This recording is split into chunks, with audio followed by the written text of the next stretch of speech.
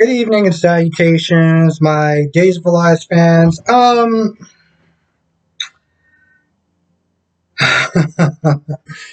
Okay, here's the thing.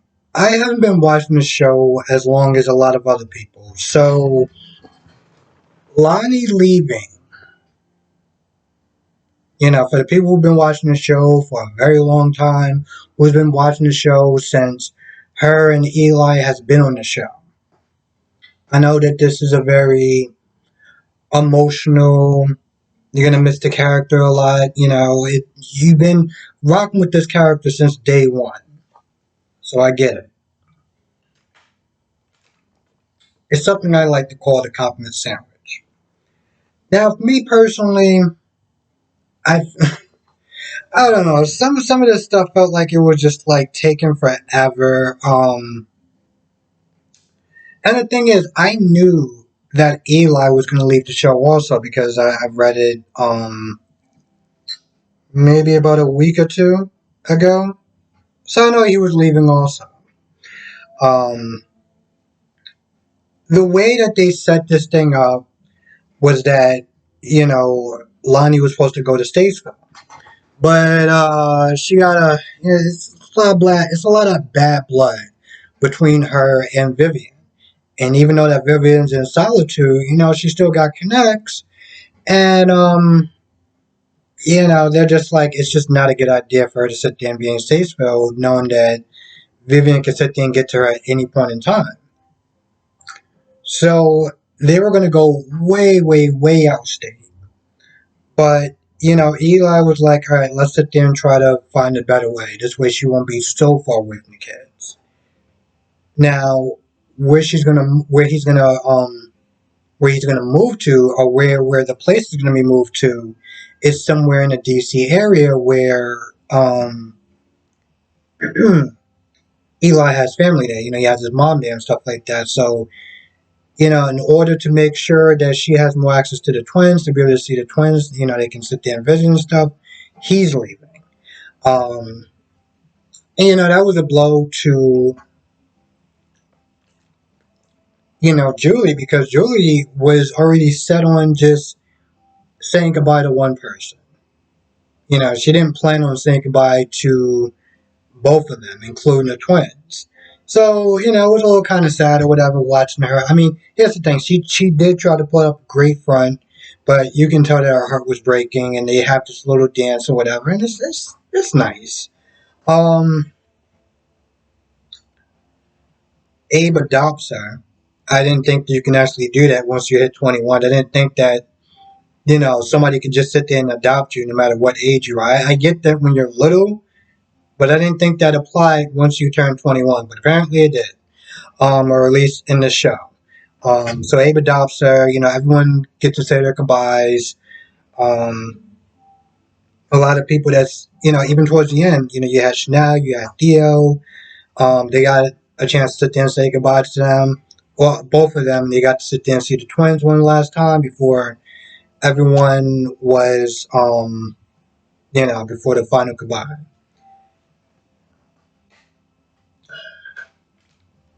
Now I looked at some set photos or whatever, like early photos of like Lonnie and Eli. And I'm like,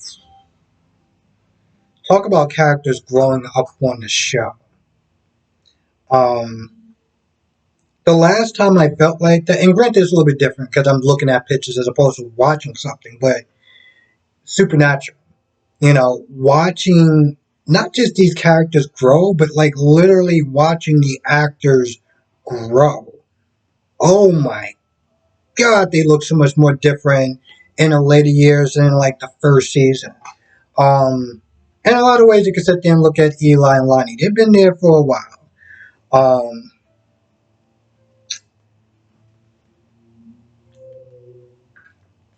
and I want to know how everyone feels about that. How everyone feels about Eli and Lonnie leaving. Um, for me, I was just like, I mean, don't get me wrong. I didn't dislike those characters, but I didn't have the emotional connection that everyone else did because I wasn't really watching those characters as long as you know other people who've been watching the show a lot longer than me. But if you're a Lonnie fan, if you're an Eli fan, I do feel like they did kind of, gave a really good closure to her in a sense. Her finally making peace with Paulina, finally embracing her as a mother figure, not just an aunt. Um, so I mean, like I said, it was, if you are a fan of those characters, I think they kind of closed out the story really nicely, especially since these actors have been on this show for a hot minute. Um, so I mean, like, I'm not mad at them, if they want to sit there and leave or whatever. Um, it is what it is. It's a little kind of weird because now you got four characters that left within under a month's time. And yeah, I get it. Trip is going to be in Beyond Salem, but that's only for like 5 episodes, give or take. And then again, you got four characters that left. So Sarah's getting a whole lot worse. Chanel came over and she pretty much apologized to Xander, for blabbing her mouth, and she was all like, "Oh, well, I thought that she knew," and I'm like, I find that kind of a ditzy thing to do, especially like, what if she didn't know? Why would you just open up your mouth and just assume that? I mean, you've known this guy for a little bit. Does he seem like the type of person that seems very honest about things? But anyway, she apologized, and he was like, "Nah, it's cool, whatever." Um, and next thing you know, Sarah comes at her with a knife, thinking that she's Kristen. And after a few minutes, she's like, "Oh, I'm so sorry," and stuff like that. And I was like, "Nah, it's cool. I got other things to do." And at this point, it's getting a whole lot worse. Which, of course, is going to allude to the fact that she, is a possible suspect as far as killing Abby. Um, but she goes to see Kristen, because Kristen's in, I guess, the PD jail of that. So she comes over there and she's all like, "Oh, you ruined my life," and yada, yada, yada. And it's like, what did you want Kristen to say? Like, you think she's like, "Oh, I'm so sorry. I really didn't mean to do it." She was like, "Yeah, well, yeah, good luck with that or whatever." Like, what do you want from me? I'm in jail. I'm having a day. I have my ex. Literally, Brady came in there not that long before, her, and pretty much was like, you're not gonna really sit there and see Rachel, and um, I'm happy with my new boo, and yada yada yada. Now, Kristen says something along the lines of, I'm not giving up on us, and this, that, and third. And I was like, whoa, whoa, whoa. What do you mean you're not giving up on him? The last time I checked, she literally was like, "Okay, fine, you can sit there and be with the quote unquote bitch." Those are her words. Literally was like, you can sit there and be with her if you want, like, whatever, I'm done. And now when she comes back in town, she's like, "I'm not giving up on us." I'm like, what? What are we doing? Are we really gonna sit there and do this love triangle thing again? Oh, that's great. That is just great.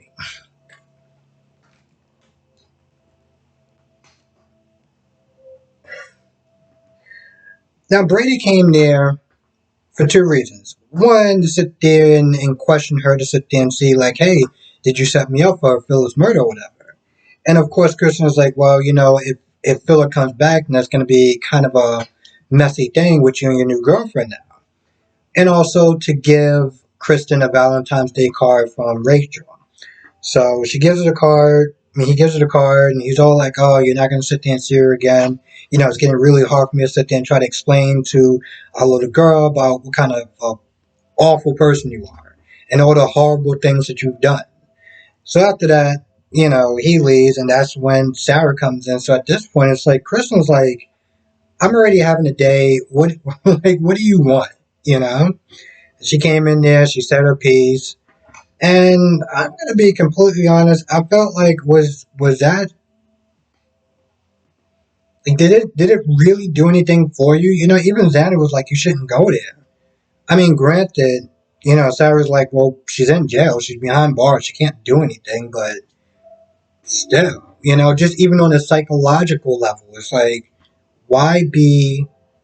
around, you know what I'm saying? Like, why be around somebody who's just going to give you, who's going to be so bad on your mental health? But I guess to some extent, it's kind of cathartic, I guess, to sit there and, you know, confront your attacker and be like, I survived and this, that, and the third. So, whatever. That's pretty much about it for the most part. I mean, this episode mostly focused on, you know, it mostly, the focus is mostly on Lonnie and Eli saying their goodbyes and, you know, everything else. I mean, granted, it was there, but it was like, that was the main focus of it. I feel like I'm forgetting some stuff, but I really don't think I did. I think that, um, I think I kind of covered everything. Let me just double check my notes. Yeah. Yeah, I think that's about it. Like I said, it wasn't a terrible episode. Um, I'm not a huge Lonnie fan, but I don't dislike her either. Um, but I mean, at least she gets to sit there and go out somewhat on her own terms.